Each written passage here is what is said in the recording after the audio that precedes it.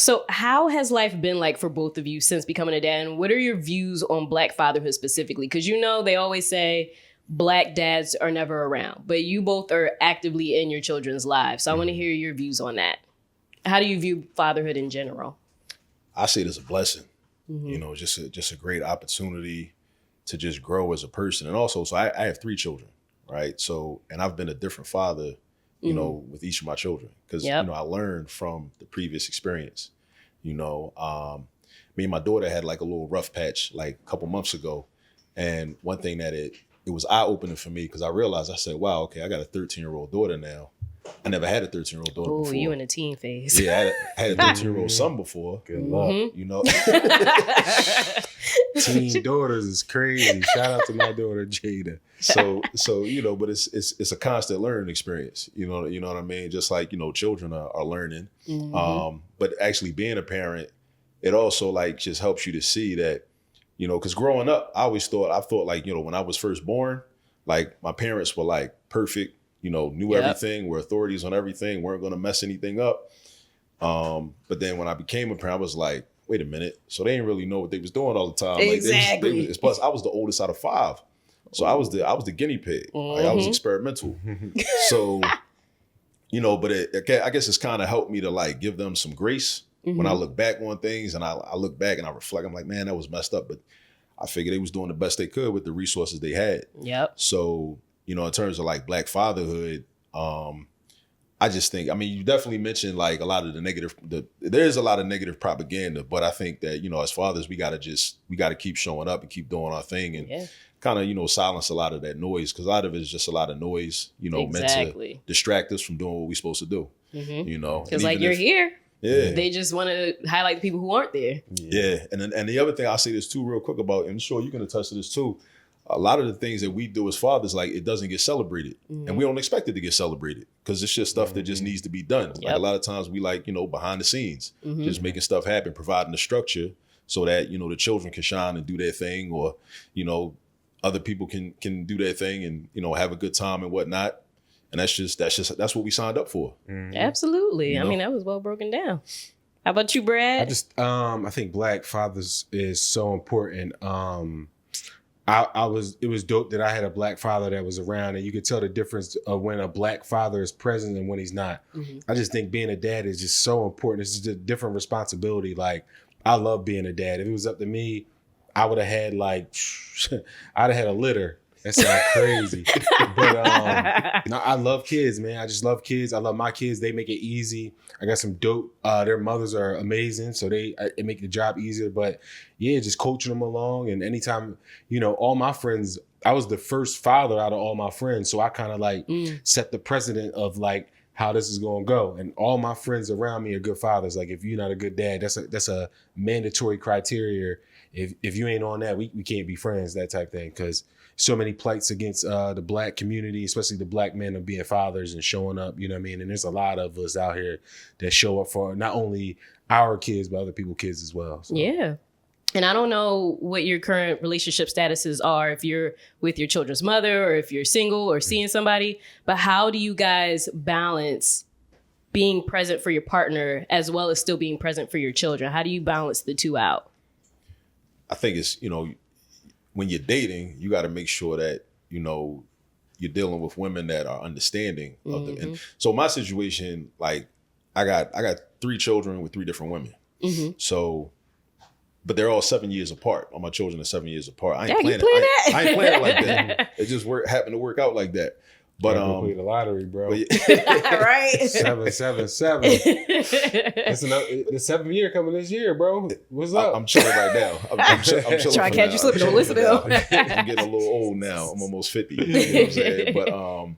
But yeah, just in terms, finding people that have an understanding, of what the responsibility is. And a lot of times that may be what may attract a woman, to you in the first place, like how she sees you show up as a dad or as a father anyway. Yeah. So that's something to take into consideration as well. But making sure there's balance, and also making sure that like the support that you may provide for the mothers of your children, she doesn't take as a threat. And she doesn't feel insecure about. as well. That's a big one too. You know, women could get sensitive sometimes. yeah. But I think it's the role of the father to provide to maintain those boundaries. Yep. And to be a communicator and say, look, this is how it is. And then I also, you got to talk to the person that you're, involved with to find out if they are comfortable or uncomfortable about certain things. And then, you just have the conversation. Yeah, because if it's uncomfortable. Until the end of time, your child's mother is going to be in your life forever. Even when your kids get married, she's still going to be there because y'all both got to show up at the wedding. Yeah. They don't go nowhere. Then the grandkids and all that, birthday parties, all that stuff. All toxic. Yeah. Toxic, bro. How about you? How do you balance it all? As a man, protecting is like priority. So it's like, one thing you gotta understand is they watching. So like, I try to be conscious of like, if I'm gonna bring you around my kids, that means that you've crossed a threshold where I really mess with you. Other than that, I'm just not introducing just everybody to my kids. I just feel like it's a different responsibility.